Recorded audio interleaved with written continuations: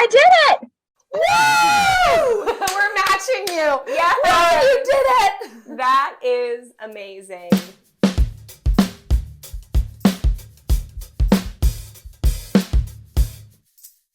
Hey everyone, welcome to another episode of Debt-Free Stories.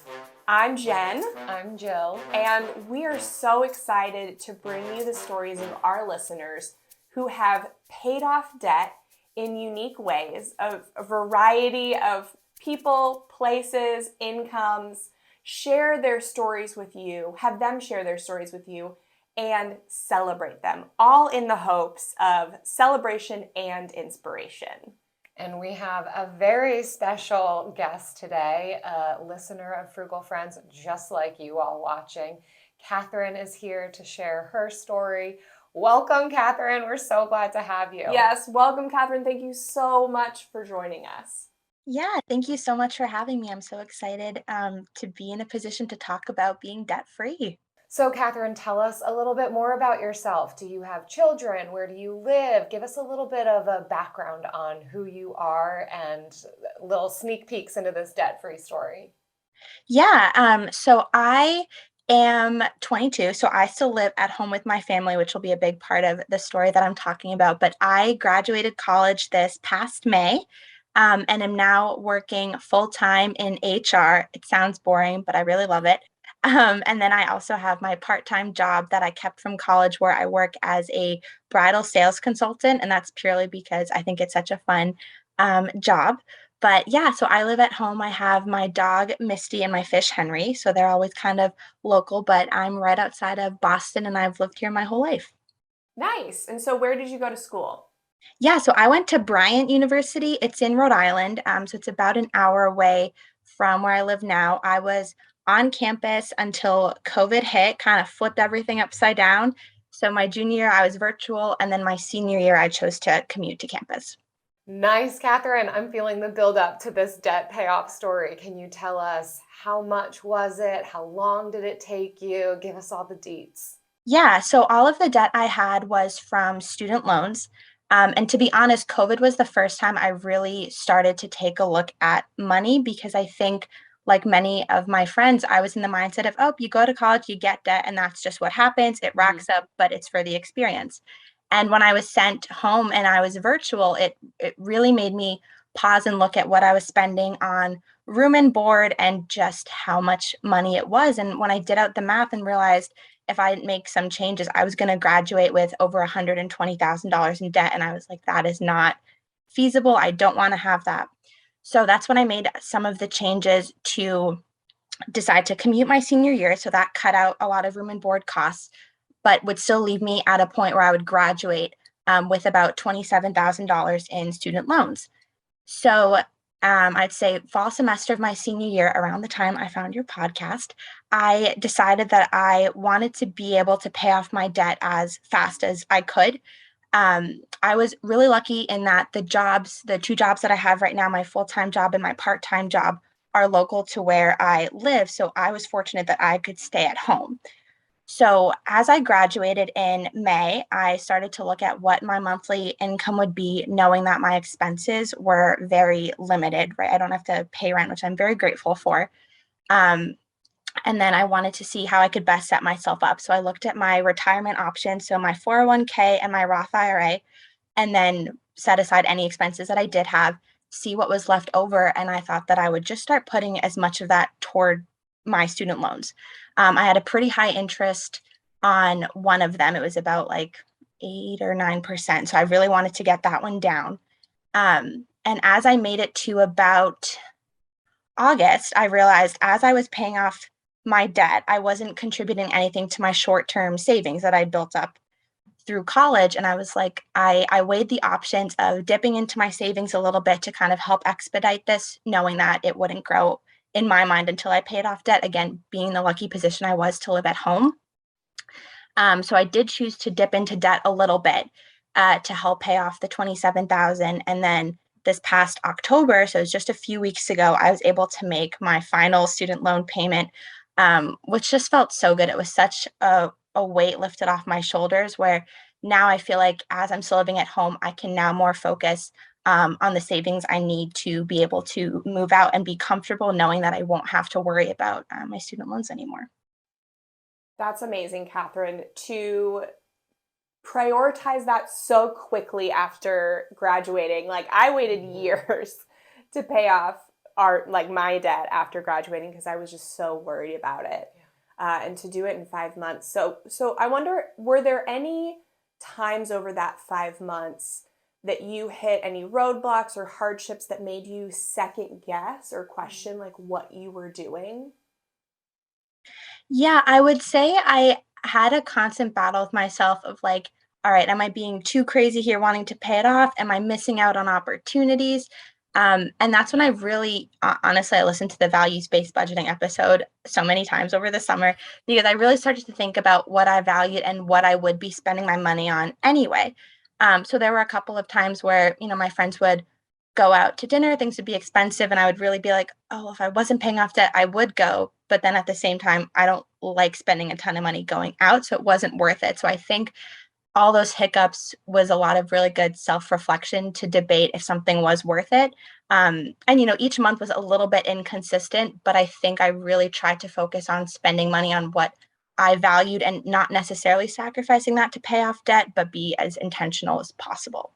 Well done, Catherine. And how encouraging to hear what a benefit that values-based spending episode was. So much. Listen to that on Gosh, repeat. I that's normally awesome. think about listening to songs on repeat, not like financial episodes, but it really benefited you and allowed you to have freedom in some of that process of debt payoff, not just deprivation. You So think it will that's be. amazing Yeah. to hear.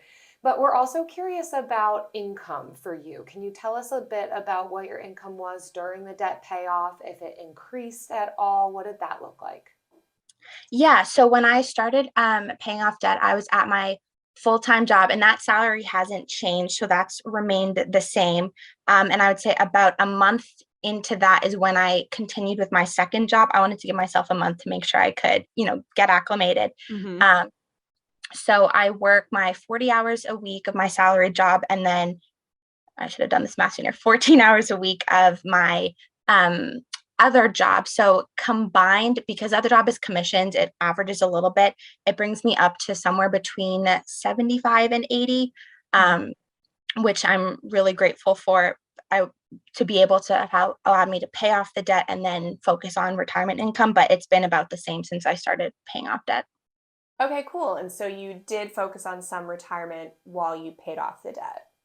Yeah, so with my full-time paycheck, I was able to reroute uh, the money going to my 401k automatically. So I was like, all right, if I never see it, it'll be like I'm never losing it. So it just would go there. And then I did the same thing with Roth IRA payments. I would automatically take it out of my account. I found for me that was the best way to make sure I was focusing on retirement at the same time, because I think if I had to move it in myself, I would be like, all right, well, debt, retirement, it would have been a lot harder of a decision. Yeah. So automating that was really helpful for me. That's so great. Well done automating that investing for retirement while paying off debt. And now that you are debt free, what's your next financial goal? What are you going to do with your finances now? So I guess I have two answers there. So in terms of my next financial goal, I'm aiming to start saving up for a housing deposit, whether that be an apartment, a condo, something. I think as lovely as the housing market has been, I realize if I'm able to buy instead of rent, that's something I want to do, or at least be in a position where I can buy sooner rather than later. So that's definitely my next financial goal. And I talked a little bit about how I'm really trying to be more intentional with spending. I think that's something I'm still trying to work on every day, especially getting into the holiday season. The temptations are real. So I think this will be a good time to really focus in on that and not be. I love shopping. I love a good deal. So I really want to make sure this holiday season I can like stay true to that and not get off course. That's great, Catherine. That's like, I love it. To be doing as well as you're doing I know. at 22 is incredible. Yes, taking advantages of the things that you are being given and can take advantage of is amazing. So now that you have paid off this debt, you've achieved this goal, you're working on your next financial goal.